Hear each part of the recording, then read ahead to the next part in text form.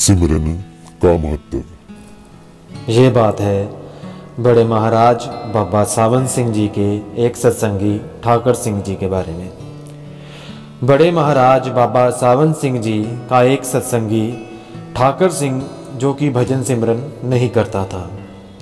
एक दिन महाराज जी ने उसको कहा, ठाकर सिंह 15 दिन बाद तुमने चोला छोड़ देना है। अब वो बहुत घबराया और लगा प्रार्थना करने, आप लेख में मेख मार दो, मैं अभी मरना नहीं चाहता।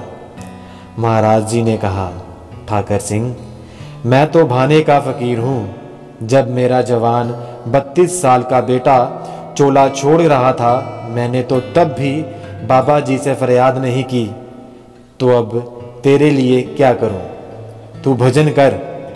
ठाकर सिंह ने कहा, सच्चे पातशाह सच्ची बात तो ये है कि मैंने कभी भजन किया ही नहीं।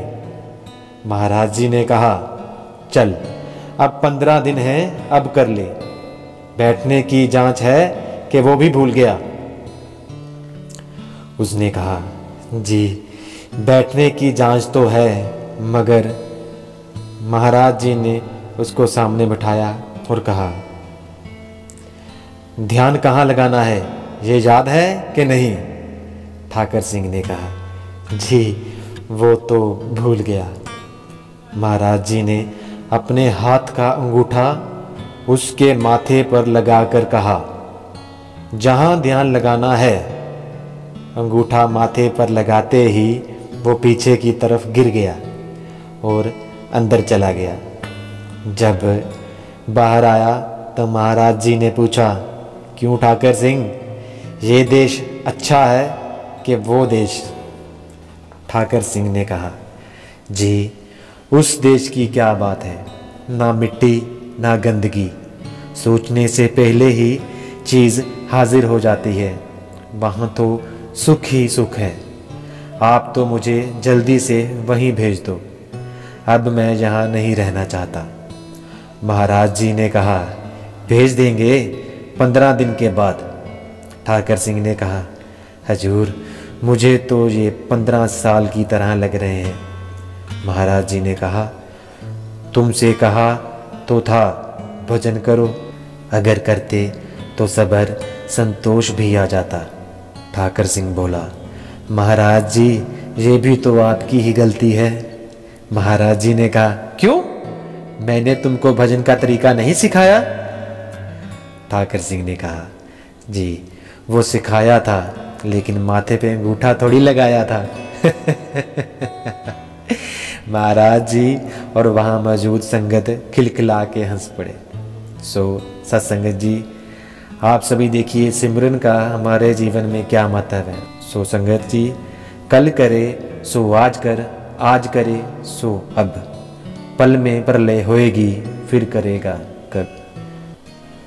जो भी मिलेगा आज मिलेगा, मरने के बाद कुछ भी नहीं। मरने के बाद किसी ने क्या देखा कि कौन कहाँ गया। अगर कोई बोले कि भैया ये कर लीजिए, वो दान कर लीजिए, ऐसा कर लीजिए, मरने के बाद आप स्वर्ग जाओगे। भाई आप बताइए, किसी ने मरने के बाद स्वर्ग देखा है? स्वर्ग या नरक दोनों इसी दुनिया में यहीं पे है। अगर आपको कोई कहता है कि ये दान करने पर आपको स्वर्ग मिलेगा, तो उससे पूछो कि भैया जिन्होंने ये दान किया क्या उनको ये स्वर्ग मिल गया? अगर मिल गया तो हमें दिखा दीजिए। हमेशा गुरु वो ढूंढिए, सच्चा गुरु वो ढूंढिए जो जीते जी आपको स्वर्ग के दर्शन दिखलाए, जीते जी आपको स्वर्ग पहुंचाए। अगर आपको कोई बोले कि मरने के बाद स्वर्ग मिलेगा, अरे मरने के बाद स्वर्ग मिलेगा तो देखा किसने? मरने के बाद तो वो बंदा ही नहीं रहा जिससे पूछ सकें कि इसको स्वर्ग मिला कि नरक मिला। वो तो कहानियाँ किताबों में ही बातें रह गई कि भैया इसको मरने के बाद स्वर्ग मिलेगा, इसको मरने के बाद नरक मिलेगा, इसने बहुत पाप किए, इसने बहुत पुण्य किए हैं। सो कभी भी गुरु को ढूंढना है हमने।